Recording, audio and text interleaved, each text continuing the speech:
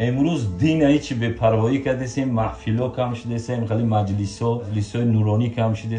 خیلی گناه در مرتکب گناه شدن، هر یک گناه یک نقطه در قلب ما سیاه شده است. اگر شد مسافر دین احمد بر او هیچ کاری نیست، هر کس بر کار دنیا مشغول است، بر دین احمد هیچ پروایی نیست. امروز یک جا بشینین این محفلا را زیاد کنین، بسیار حدیث های مبارک رسول خدا صلی الله علیه و سلم برسونین. هر وقتی که انسان از حدیث مطالعه شد، از تفسیر مطالعه شد، از گناهش نگه می‌داره. شیخ محمد زهری رحمه الله یکی از حنفی‌های پسرش روز میگه فریاد کرد، گفت بچم اتقوا ربکم، گو از خدا بترس، گو از خدا قدم قدم بترس. اتقوا الله ان الله خبیر بما تعملون، گو از خدا قدم قدم بترس. بعد در ربطی همی گفت که پدر جان نماز ما میخونم، هر کار میکنم، با چی بترسم؟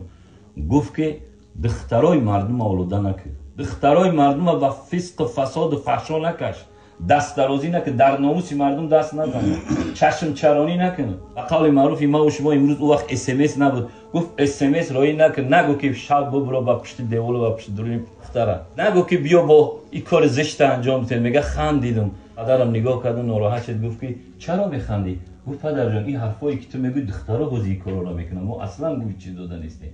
خودشون SMS رای میکنن، خودشون گفت رای زشت فریاد میکنن، با پول میتن که بیا همین کار انجام بده یا با فلان جورا برو. میگه پدرش نگاه کرد، گفت اگر او بی شرم و بی حیا و زلیخا صفت شدن تا حضرت یوسف علیه السلام شد. نفس تا کنترل کن، یک تذکر بده یا آگاهی در گوش بده که حضرت یوسف زلیخا را داد. خدا بترس، درهایی که بر مقابل بسته شدن الله سبحانه و تعالی چیکار میکنه؟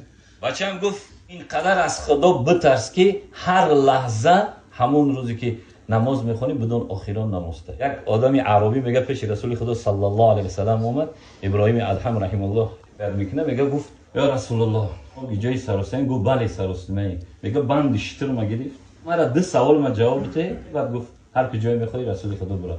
یک سوال جایی بود که آدم عاقل دانا را بگو کیه، بعد مطلب رو میکنه که بعد تو به نبرد با یک جای میره برو.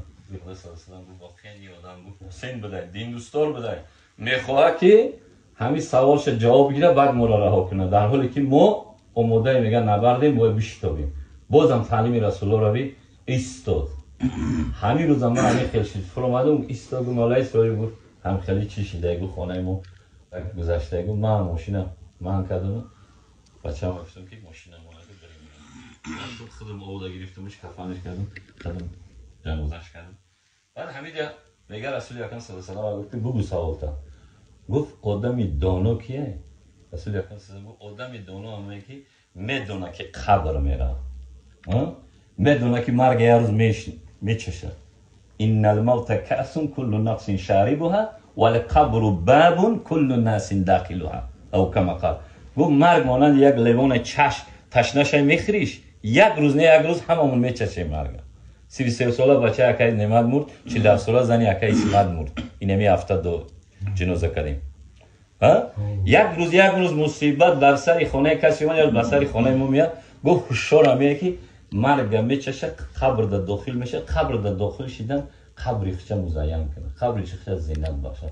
اینمی محفلا و اینمی گپای استادا و حضرتا و قاری‌ها که خوندن همین قبر مزین میکنه، روشنی میکنه که قبر از دو حالت خالی نیست، یکی از آتش جهنم، یکی از باغ جهنم. دوم گفت که هر کسی گفت آدم شور میگه که قل ان الموت الذي تفرون منه فانه ملاقيكم ثم تردون الى عالم الغيب والشهاده فينبئكم بما كنتم تعملون. صدق الله العظیم. سوره جمعه خارجون. سوره جمعه گفت ای رسول خدا قل بگو امتاتا، کسانی که از مرگ فرار میکنن هنوز مرگ حتما سراغشون میاد. یک روز نه امروز نیومدن، یک روز میاد، یک روز سراغشون میاد. پس ثم تردون الی عالم الغیب و الشهاده، پس تو را پیش پروردگاری که عالم غیب شهادت میارن. خداوند ظالم نیست، میگه عزیز من اینا نامه اعمال تا خودت بخون، فینبئکم بما کنتم تعملون. نامه در پیشت میته.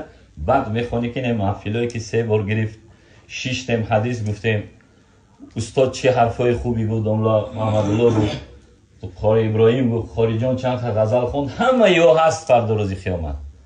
کارهای خیرمون هم نیکمون هست. یک کسی یک پیاله چای دادیم، انار پوست کردیم، یک کسی یک کاری خیر کردیم، انشالله خیرون فخیرون خیرمون کردگیم نه که شرم فشیرون بدی هم کرده باشیم غیبت کردیم یک کس ظلم کردیم یک مولش بالا کشیدیم یک سر یک کس پولو موندیم او هم هست پیش استاد خیلی شعری سعدی رو گفت سعدی میگه چی نویسم با دلی غم زده صد چاکم که زی خاک آمدم پس نصیبی خاکم چون همه باید به دلی خاک رفت خوشان که پاک آمدون پاک رفت همین کوشش کنید که بعد از شما یک کس لکدار نکنین یک کس چی نکنین حدیث های مبارکه که رسول خدا گفت دو کس بگه که سعدی انسانی خوبه نه اینجا انسانی خوبه انشالله خوب نوشته میشین بگه همون آدم ماشاءالله متدین دینداره متقیه انشالله جنت الفردوس چطور میشود خیلی خیلی خوشحال شدیم خداوند کریم پروردگار بازم همه وقت دعا بگیم برای